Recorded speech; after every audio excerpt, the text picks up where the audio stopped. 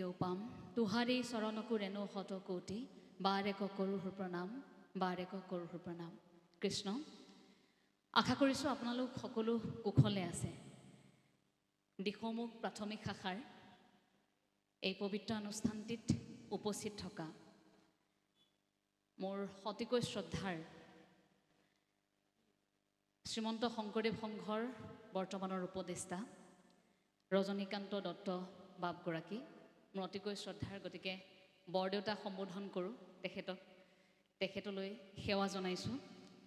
এই সভাখনিৰ উদ্বোধক হিচাপে আছে অৱসৰপ্ৰাপ্ত শিক্ষক দিশমুখ উচ্চতৰ মাধ্যমিক বিদ্যালয়ৰ সন্মানীয় অনন্ত দত্ত বাপগৰাকী আৰু লগতে দিশমুখ আঞ্চলিক শাখাৰ সন্মানীয় সভাপতি হৰিপ্ৰসাদ দাস বাপ আৰু দিশমুখ আঞ্চলিক শাখাৰ সম্পাদক সুভাষ নেওগ বাপগৰাকী আৰু এই সেৱাস্থলীৰ বাপাই সমস্ত আপোনাসৱৰ শ্ৰীচৰণত সেৱা জনাইছোঁ।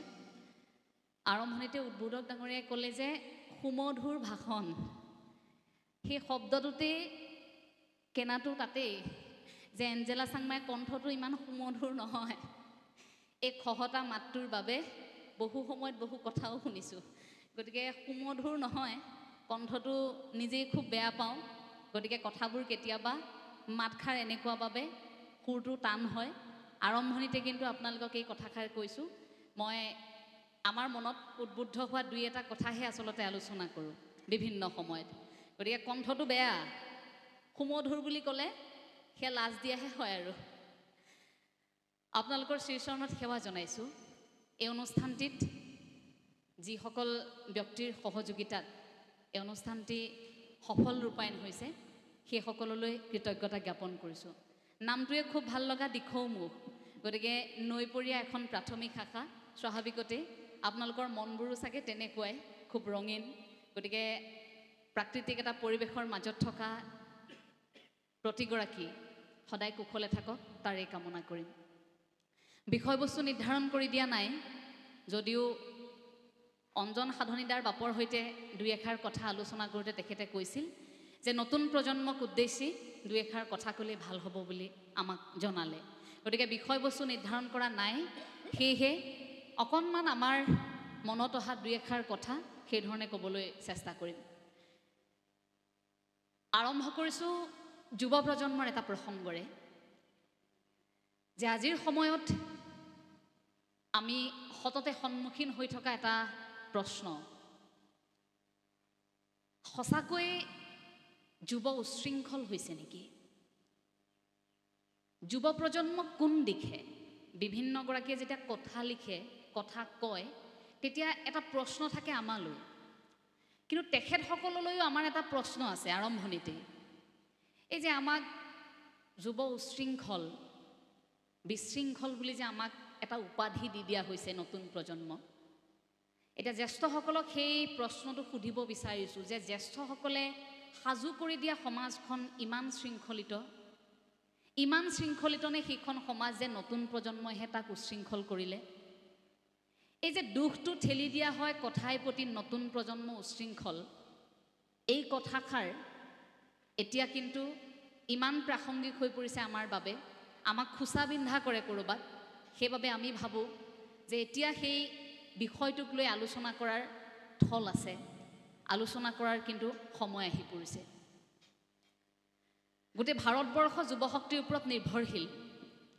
আজিৰ পৰা হয়তো বহু বছৰৰ পাছত বিশ্বও যুৱশক্তিৰ ওপৰতে নিৰ্ভৰশীল হ'ব। এটা দিশত আলোচনা চলি আছে, নতুন প্ৰজন্মই কি কৰিব, যুৱশক্তিয়ে কি কৰিব, আমাৰ ল'ৰা ছোৱালী ডাঙৰ হৈ কি হ'ব, নতুন প্ৰজন্মই এইটো কৰিব সেইটো কৰিব, এনেকুৱা সপোন। কিন্তু নতুন প্ৰজন্ম, এই যুৱ প্ৰজন্মই কেনেকৈ এই যুঁজখনত জয়ী হ'বলৈ চেষ্টা কৰি আছে, প্ৰতিদিনে যিখন যুঁজত জয়ী আছে, সেই যুঁজি থকা যুঁজখনৰ বিষয়ে বা নতুন প্ৰজন্মৰ মনৰ কথাবোৰ বুজিবলৈ কিমানে চেষ্টা কৰিছে। এফালে যদি চিন্তা কৰা হৈছে আমাক লৈ, আমি কি কৰিম, কেনেকৈ কি আসন ল'ম, কি প্ৰতিযোগিতাত নামিম, আনফালে নতুন প্ৰজন্ম যুঁজি আছে হতাশাত, কেতিয়াবা হীনমন্যতাত, কেতিয়াবা কিবা এটা নোপোৱাৰ তাৰণাত। শুনি বেয়া লাগে, এয়া অপ্ৰিয় সত্য, যে এনেকুৱা হতাশাত আপুনি মই কথা পাতি থাকোঁতেই প্ৰতি ঘণ্টাত এগৰাকী আত্মহননৰ দৰে সিদ্ধান্ত লয়। 22 বছৰৰ পৰা 24 বছৰ বয়সৰ ভিতৰৰ প্ৰায় 65% এতিয়া যুৱক যুৱতী ডিপ্ৰেশ্যনত ভুগিছে, হতাশাত ভুগিছে। কিয়? ইমান বেছি প্ৰতিযোগিতামুখী আমাৰ সমাজখন হ'ল কেনেকৈ? আমাৰ ওপৰত ইমান হেঁচা কেতিয়াৰ পৰা পৰিল?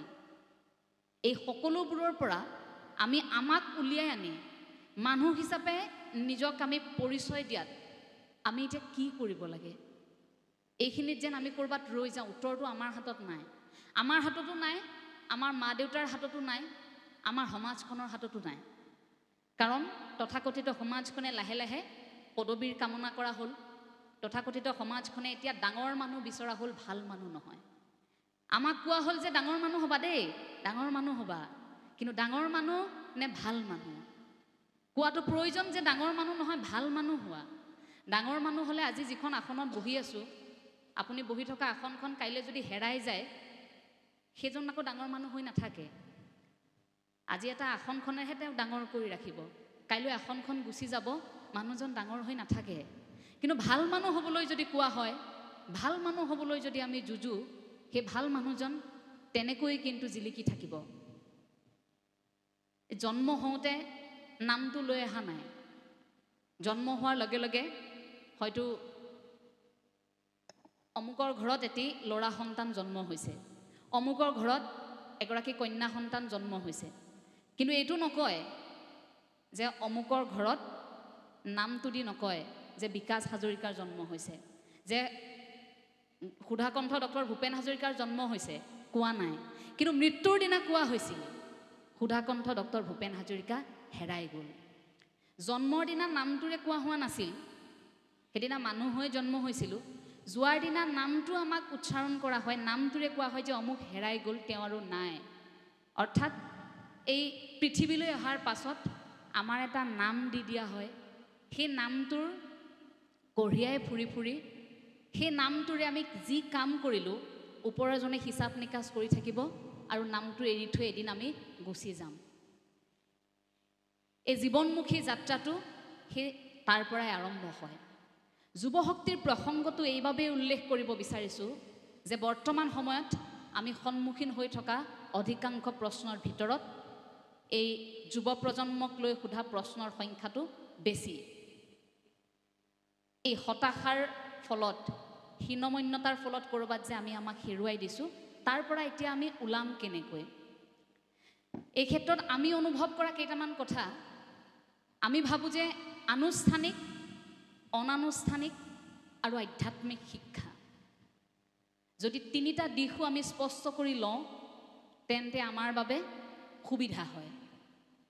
অনানুষ্ঠানিক, এই যে ঘৰখনত ৰাতিপুৱা মায়ে কি কৰি আছে, দেউতাই কি কৰি আছে, তেওঁলোকক অনুকৰণ কৰাৰ পৰা, তাৰ পাছত আনুষ্ঠানিক, চাৰিবেৰৰ মাজত শিক্ষাগুৰুৰ পৰা শিকালৈকে, সেই গোটেইখিনিৰ মাজত গোটেই জীৱনটো কঢ়িয়াই ফুৰা আন এক শিক্ষা, সেয়া আকৌ আধ্যাত্মিকতা। গতিকে এই তিনিটা খুঁটিও যদি আমি বেলেগ কৰি লওঁ, তেতিয়াও নিজক বুজিবৰ বাবে আমাৰ এটা সুবিধা হয় যে আমি অন্তত নিজক বুজি পাওঁ। আনুষ্ঠানিক, অনানুষ্ঠানিক শিক্ষাৰ জৰিয়তে আমি জ্ঞান ঠিকেই অৰ্জন কৰি আছোঁ, কিন্তু এতিয়া ডাঙৰ কথাটো হৈছে আমি নিজক কিমানে বুজি পাইছোঁ। আমি যে মানুহ, আমাৰ আত্মাৰ অৱস্থিতি, নিজৰ ভিতৰত থকা জগতখন কিমানে চিনি উলিয়াব পাৰিছোঁ, সেয়াই হয়তো আধ্যাত্মিক এখন জগত, যিখন জগতৰ সৈতে আমি চিনাকি হ'লে আমি হতাশা আহিব নোৱাৰে আমাৰ জীৱনত। সেই জগতখনৰ সৈতে চিনাকি হ'লে আমি হীনমন্যতাত ভুগিব নালাগে। সেই জগতখনৰ সৈতে চিনাকি হ'লে আমি কেতিয়াও এইটো ভাবিব নালাগে যে এই পৃথিৱীত আৰু মোৰ কাম নাই, মই যাবগৈ লাগে, মই যাওঁগৈ। এই যে ভয় লগা সিদ্ধান্তবোৰ লয়, তেনে সিদ্ধান্ত আমাৰ মনলৈ নাহিব। এতিয়া আধ্যাত্মিকতা বুলি কোৱাৰ লগে লগে ইয়াত প্ৰসংগ আছে কেইবাটাও।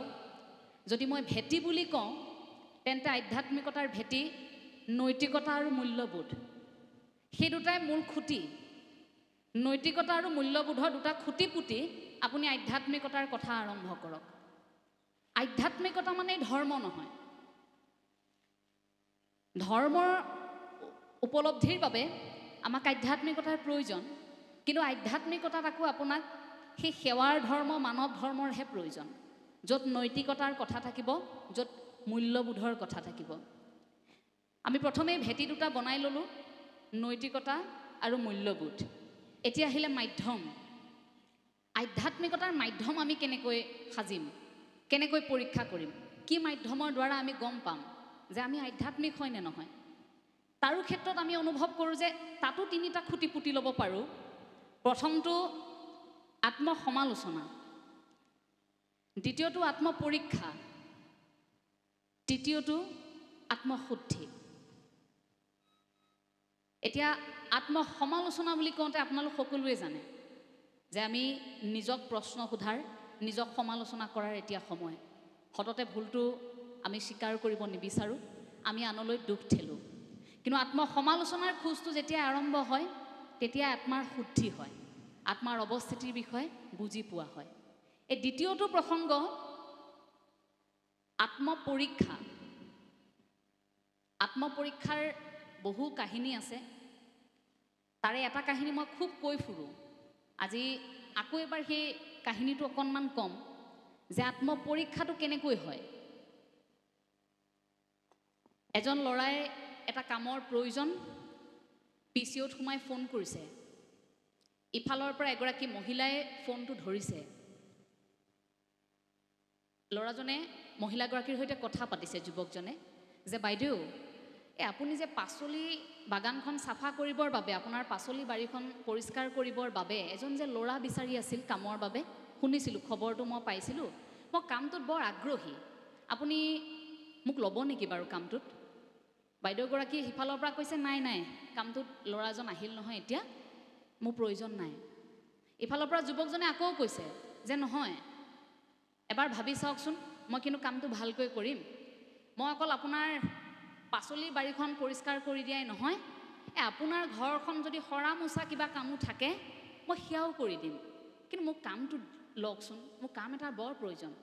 সিফালৰ পৰা তেতিয়া বাইদেউগৰাকীয়ে আকৌ কৈছে যে নাই, কিনো জোৰ কৰি আছে, মই ক'লোঁ নহয়, মই যিজন ল'ৰা ল'লোঁ তেওঁ কামটো ভালকৈ কৰিছে, গতিকে মোক এতিয়া ল'ৰাজনৰ প্ৰয়োজন নাই। তেওঁ আকৌ কৈছে যে ঠিক আছে বাৰু, মই আৰু এটা কাম তাত সংযোগ কৰিছোঁ, আপোনাৰ ঘৰত যদি বাচন বৰ্তন ধুবলগীয়া আছে মই সেইটোও কৰি দিম। এই তিনিটা কাম হ'ল, পাচলি বাৰীও চাফা কৰিব, কাপোৰ কানিও ধুব, বাচন বৰ্তনো চাফা কৰি দিব, অৰ্থাৎ ধুই দিব, সকলোখিনি কাম কৰিব, ঘৰ দুৱাৰ সাৰি মচি দিব, আৰু আপুনি আপোনাৰ ঘৰত কাম কৰি থকা মানুহজনক যদি 500 টকা দিছিল, মই কথা দিছোঁ আপোনাক মই সেইটো কাম 200 টকাত কৰি দিম, এতিয়া আপুনি মোক কৰি দিয়ক, মোক যেনে তেনে কামটো দিয়ক। সিফালৰ পৰা বাইদেউজনীয়ে বোলে নহ'ব দেই, মোৰ কৰি থকা মানুহজনে কামটো ভালকৈ কৰি আছে, তুমি কি একেটা কথাতে লাগি আছা, ফোনটো কাটি দিলে। ল'ৰাজন PCOৰ পৰা ওলাই আহিছে। যুৱকজন ওলাই অহাৰ পিছত তেওঁ আকৌ হাঁহি হাঁহি আহিছে। PCOৰ বাহিৰত থকা আকৌ মানুহজনে কথাখিনি শুনি আছিল, শুনি ভাবিলে যে ল'ৰাজনৰ সঁচাকৈ কামৰ প্ৰয়োজন। তাৰপিছত সুধিলে তেওঁক যে ভাইটি, তোমাক কামটো বৰ দৰকাৰী নেকি? কথা এটা শুনাচোন, তোমাক যদি কামটো বৰ বেছিকৈ দৰকাৰ, তুমি নহ'লে এটা কাম কৰা, কাইলৈৰ পৰা মোৰ PCOতে আহা, তুমি ইয়াতে মই তোমাক কিবা এটা দিম, তুমি মোৰ PCOতে তুমি আহা আৰু কাম কেইটামান কৰিব পাৰিবা। তেতিয়া ল'ৰাজনে হাঁহি হাঁহি কৈছে যে বোলে কামটো মোক নালাগে নহয়। এই তুমি নালাগে, ইমান দেৰি দেখোন বাইদেউগৰাকী কৈ আছা কামটো লাগে লাগে। এই যে বাইদেউগৰাকীয়ে ক'লে মোৰ ঘৰত এজন ল'ৰাই কামটো কৰি আছে, সেই তেওঁৰ ঘৰত কাম কৰি থকা ল'ৰাজন ময়েই হয়। মই তেওঁক এইবাবেই ফোনটো কৰিছিলোঁ যে মোৰ কামটোক লৈ তেওঁ কিমান সুখী মই চাব বিচাৰিছিলোঁ, অৰ্থাৎ আত্মপৰীক্ষা। মই কামটো ঠিকেই কৰিছোঁ তেওঁৰ ঘৰত, কিন্তু মোৰ কামটোক লৈ মালিক কিমান সুখী চাব বিচাৰিছোঁ, সেইবাবে ফোনটো তেনেকৈ কৰা হৈছিল। তাৰপাছত গম পালে যে তেওঁৰ কামটোক লৈ মালিক সুখী। আমাৰ জীৱনতো এনেকুৱা হয় যে আমি কৰি থকা কামখিনিক লৈ আমাৰ সন্মুখত থকা লোকসকল কিমান সুখী। শ্ৰেণীকোঠাত শিক্ষকে এয়া পৰীক্ষা কৰি চাব পাৰে যে মোৰ সন্মুখত শ্ৰেণীকোঠাত বহি থকা এইসকল ছাত্ৰ ছাত্ৰীয়ে মোৰ জোকাৰি যে হয় হয় বুজি পাইছোঁ বুলি কৈ আছে, কিন্তু প্ৰকৃতাৰ্থত মোৰ কথাখিনিয়ে তেওঁলোকক সহায় কৰিছেনে? বা সন্তানে এই কথাটো পৰীক্ষা কৰি চাব পাৰে যে আমি কৰা আচৰণক লৈ মা দেউতা সুখী নে?